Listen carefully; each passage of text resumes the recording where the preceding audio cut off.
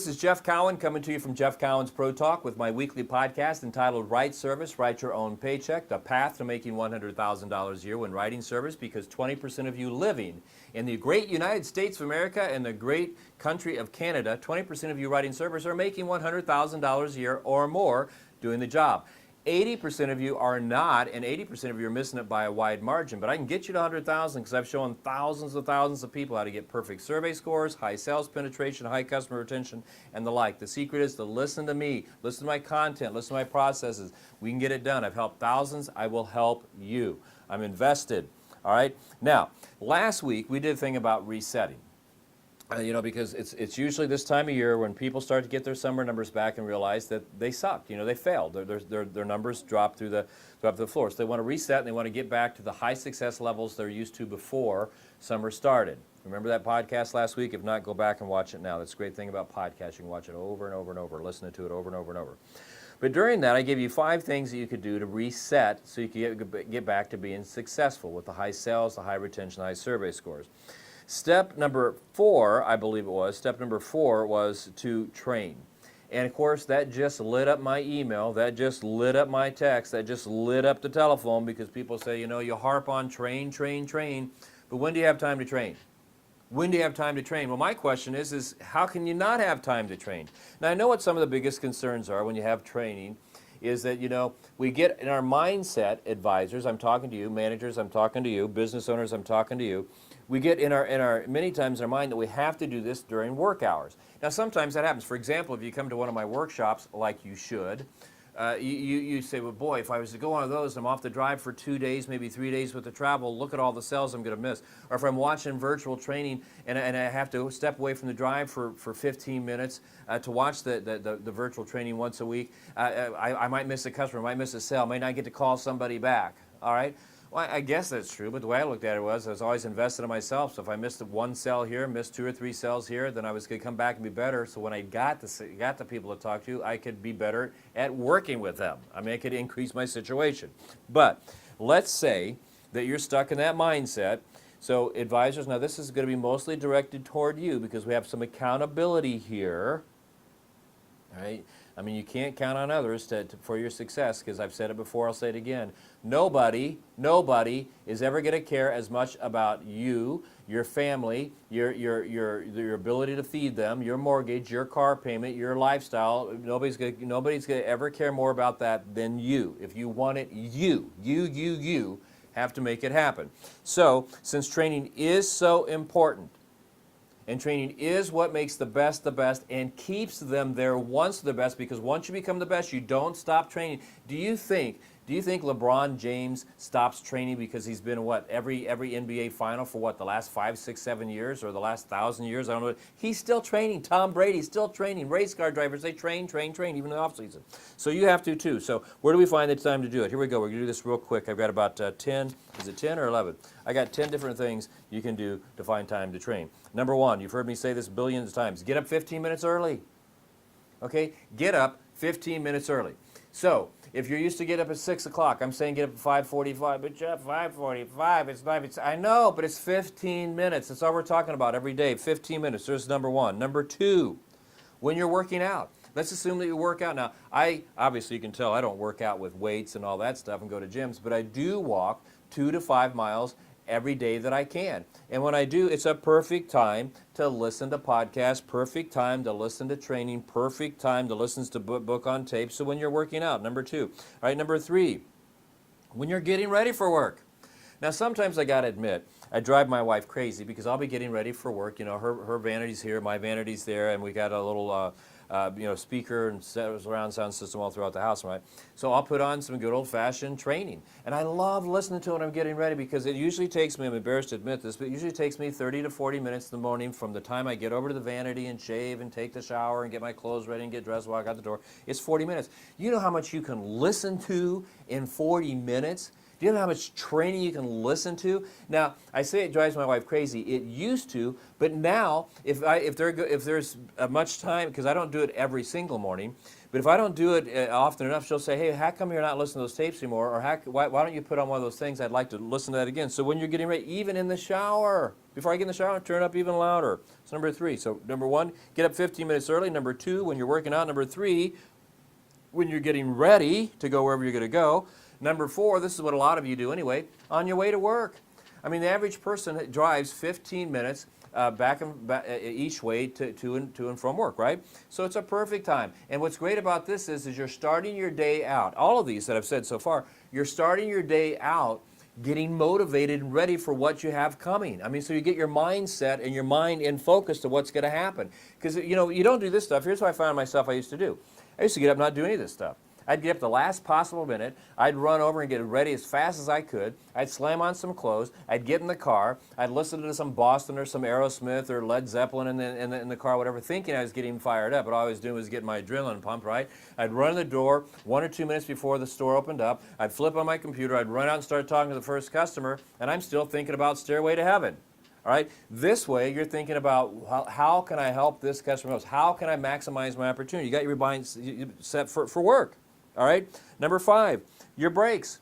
You know, you get a 15-minute mid-morning break. I know a lot of you don't get those, but if you do, you could do it then. Lunchtime, you could do it then. And you know, with today's training, you don't, you know, somebody said, well, I never even get to get away from my desk. No, but you're going to take 15, 20 minutes and eat a sandwich, right? Well, just take your computer and turn on training like mine. I've got videos out there you can watch. I got podcasts you can listen to. So there's another way. Number 6, on your way home, there's another 15 minutes. Now think about this. If you do this, 15 minutes on the way to work and 15 minutes on the way home, that's 30 minutes. Do you understand what you can learn in 30 minutes by listening to this stuff? I mean, it's incredible. It's incredible. All right? Now, before I go any further, I would be remiss if I did not tell you about some very big things that are happening. Number 1, I'm doing workshops. I'm doing them in Toronto, Phoenix, Atlanta, Indianapolis. They're selling out. I mean, they're getting close. Get yourself signed up. I'll show you how to get perfect survey scores. I'll show you how to get maximum sales on your service drive. I'll show you how to get customer retention above 80 to 85% within 9 to 12 months. You know, come to these workshops. I get a lot of people who've used our stuff for a long time, and they'll tell you they were doubters at one point in time, and they started doing it, and man, they're the ones that I'm talking about. They're the 20% making $100,000 a year. But you know, what I'm beginning to learn from doing this podcast is most of you don't want to make $100,000 a year. You're happy with 40 or 50.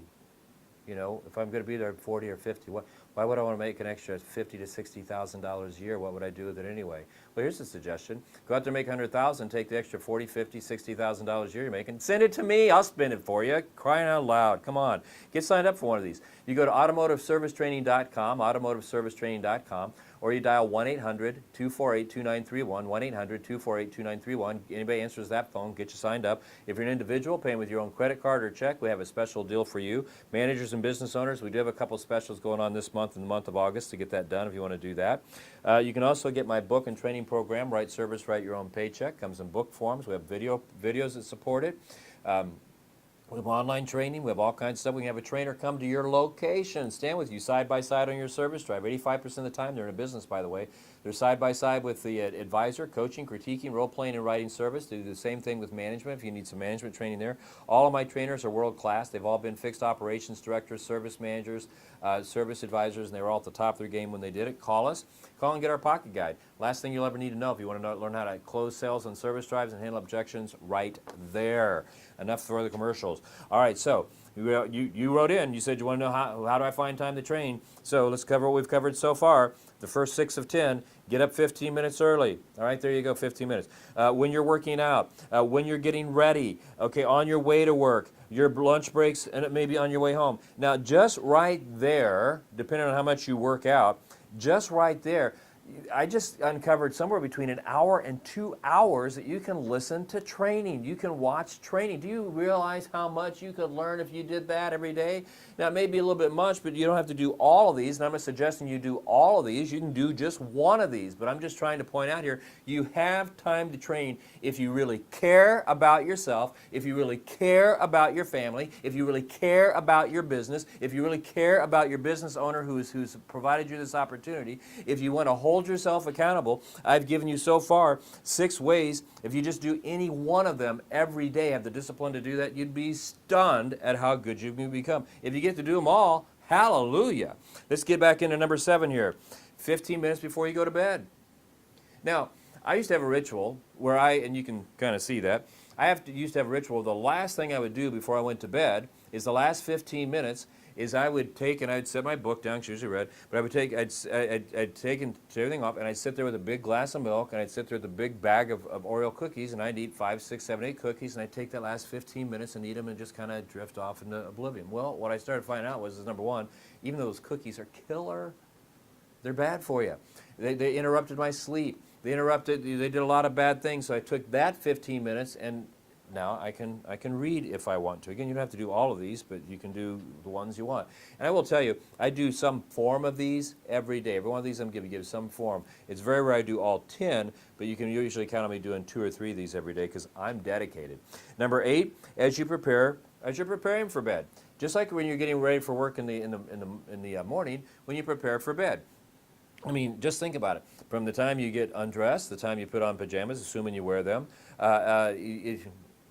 you brush your teeth, and do the last check around the house, like I do that type of stuff, make everything's locked up and everybody's safe, right? I mean, there's 10 or 15 minutes right there.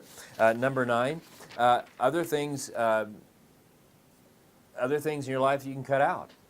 Now, I used to have a ritual where every night that I would go home, and I'm lucky because I live in Southern California, the weather permits this, but one of my favorite things that I used to do is I would go out in the evening and sit on the back patio and stare over at the mountains as the sun would set for 15, 30 minutes, sometimes as long as an hour.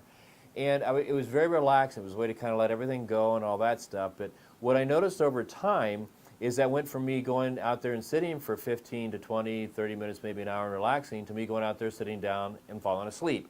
Now, I normally would go out there at 7 o'clock, so I was falling asleep at 7 o'clock, and I'd wake up at 7:30, 8 o'clock, or whenever my wife would come out and say, hey, stupid, get in here.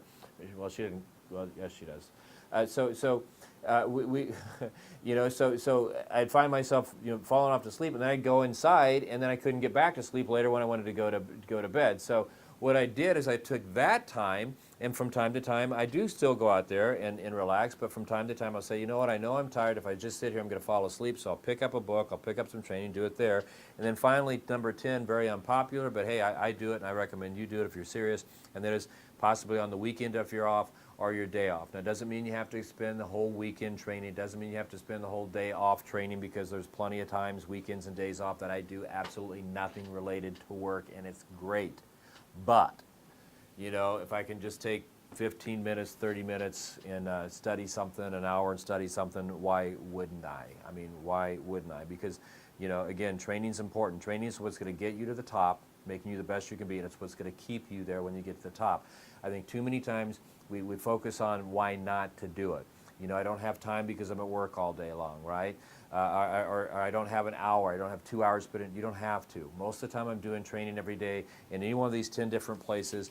I'm doing maybe 10 to 15 minutes. I don't do all of these. Sometimes it's just one of the 10, but most of the time it's 2 or 3 of the 10 every single day. But if you can just do one of these things I suggested for 15 minutes a day, you will be stunned at the results you get. Okay, whether you're a business owner, you got to manage your people and get them to do it, or you're an individual, you got to hold yourself accountable. You want to be the best, you got to train to be the best, and then once you become the best, you got to train to continue to be the best. My name is Jeff Cowan from Jeff Cowan's Pro Talk. I love talking about these things. Call me and talk to me if you want to. If I'm around, I'll take your call. If not, I'll call you back in 24 hours. But between now and next week, when I come back with another great, G-R-E-A-T, great message, I want you to go find as many customers as you can. I want you to get them excited about your product. I want you to get them so excited they buy your product, give you a perfect survey score, and plan on coming back to see you next time so you get the retention, and then you collect the commission, and you live the lifestyle you so deserve, because between now and next week, that's exactly what I'm going to do. Plus, I'm even going to throw in some time every day to do some training, because I'm the best, and I'm going to stay the best. You watch me. That sounded arrogant, didn't it? Well, if I don't think I'm the best, well then and I don't tell you the best, who's going to, right? I tell you what, you listen to me, I will get you there. You have a great week. You have a great week, and I will see you next week. Okay? Take care.